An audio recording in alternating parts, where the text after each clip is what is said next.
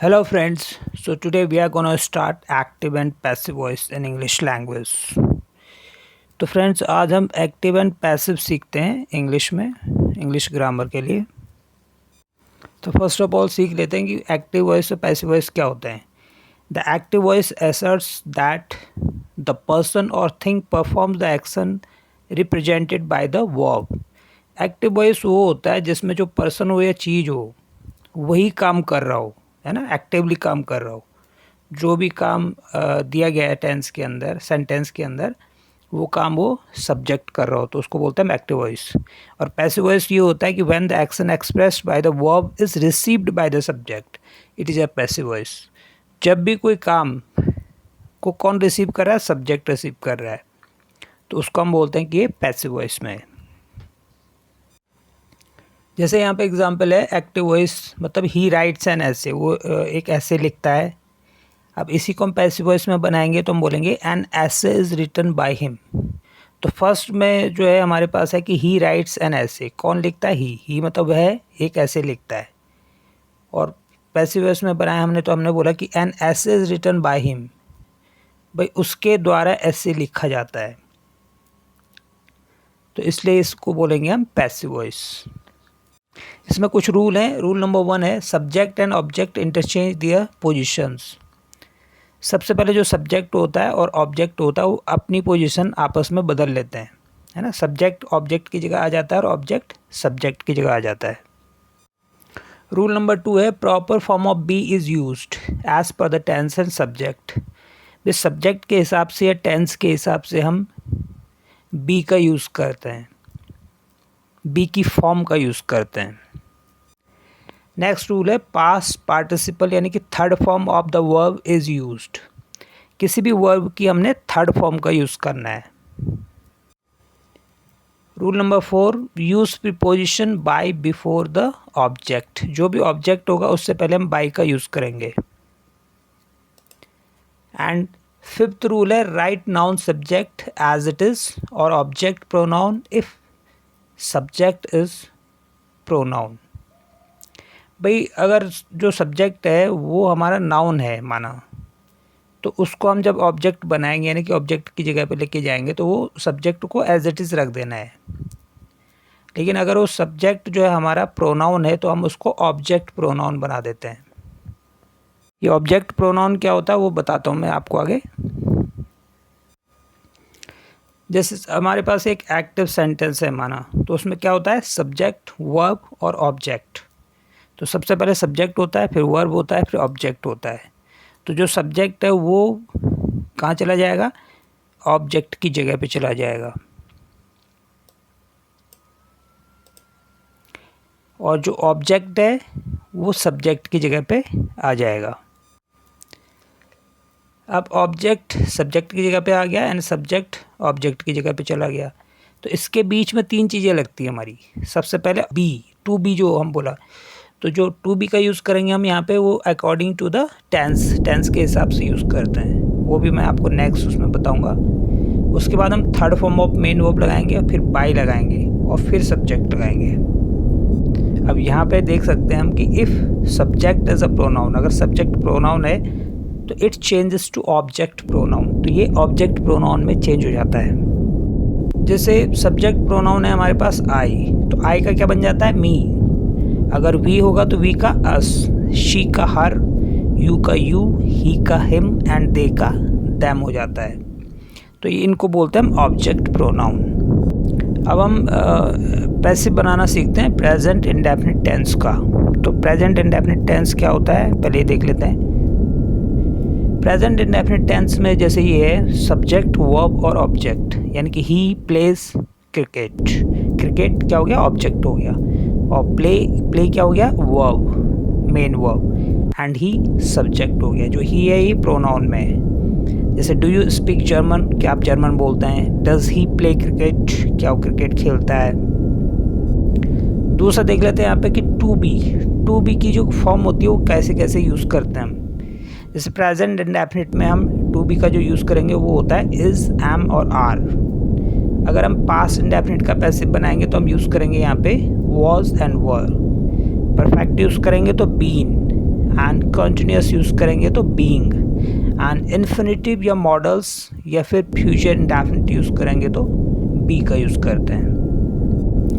तो present indefinite में हम डू और डज का यूज़ करते हैं, और जब हम पैसिव बनाते हैं तो हम इज एम आर का यूज़ करते हैं। तो सबसे पहले सीख लेते हैं हम कि अफर्मेटिव सेंटेंस को हम पैसिव में कैसे बनाएंगे।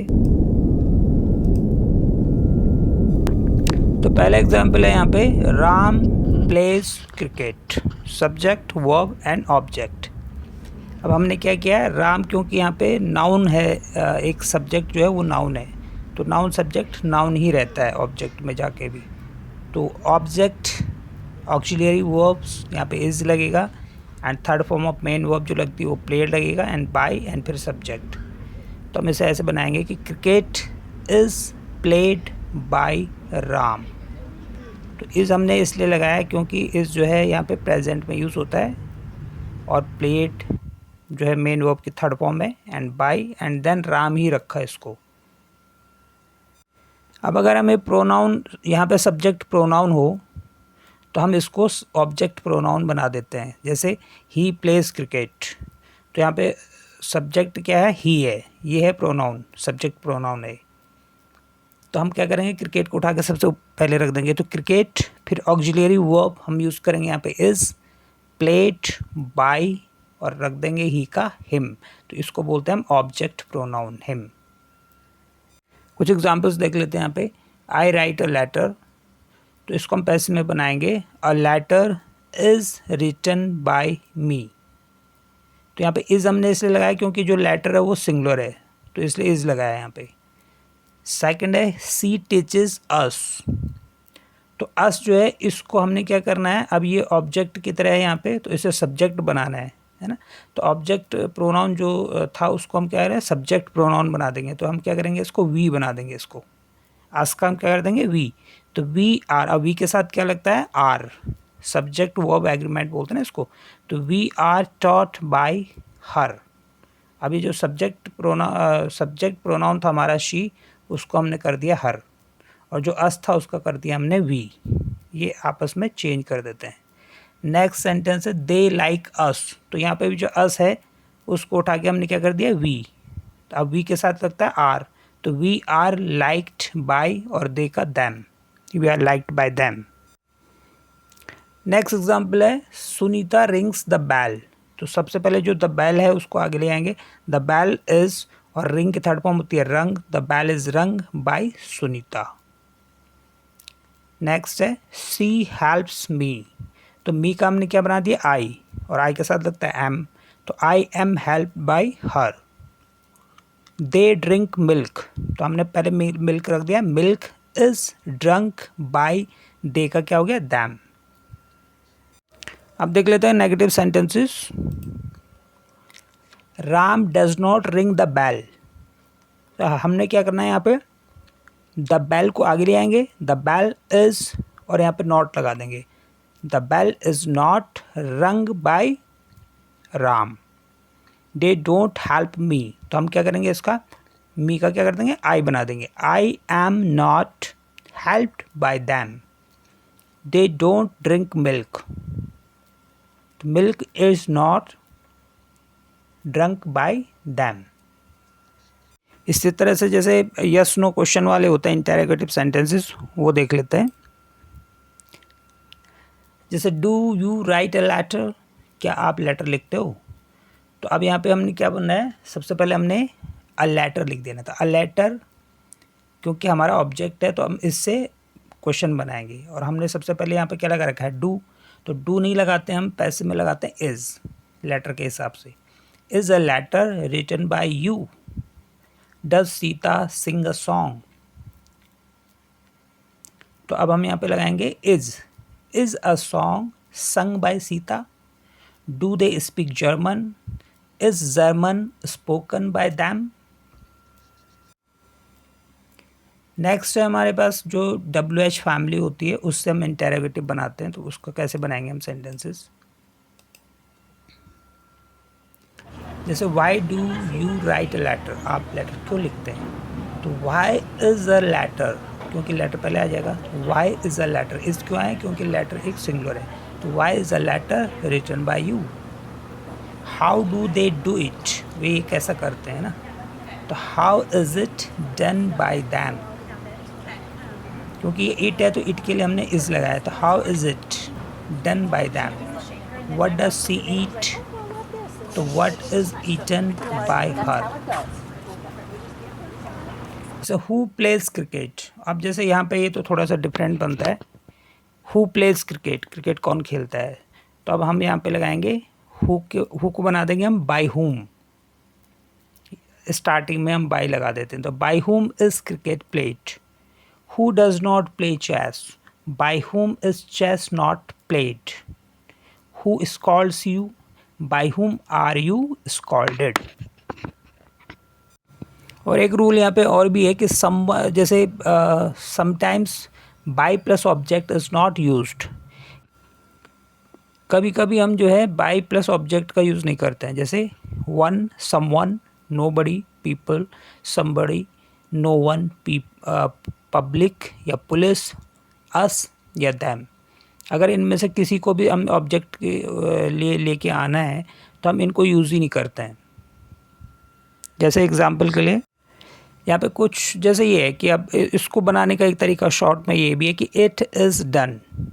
इट इज़ डन मतलब यह किया जाता है ना. तो इसको हम फॉर्मूले की तरह यूज़ कर सकते हैं. जैसे इट की जगह मैंने लिख दिया है ऑब्जेक्ट इंग्लिश. तो इंग्लिश इज़ स्पोकन. अब यहाँ पे बाय लगाने की ज़रूरत नहीं है. किसने किया, किसके द्वारा, इससे कोई लगाने की ज़रूरत नहीं है. इज़ इट डन, क्या ये किया जाता है. तो इज़ इंग्लिश स्पोकन, क्या इंग्लिश बोली जाती है. इट इज़ नॉट डन, यह नहीं किया जाता है. English is not spoken. तो हम इसको फॉर्मूला मान के चल लेते हैं इसको. इससे हम सेंटेंस बना रहे हैं. जैसे कुछ एग्जांपल्स हैं यहाँ पे. इट इज़ बिलीव्ड, ऐसा माना जाता है ना. He is not liked in a school, जैसे उसको हमारे स्कूल में पसंद नहीं किया जाता है. इट इज़ सैड, ऐसा कहा जाता है.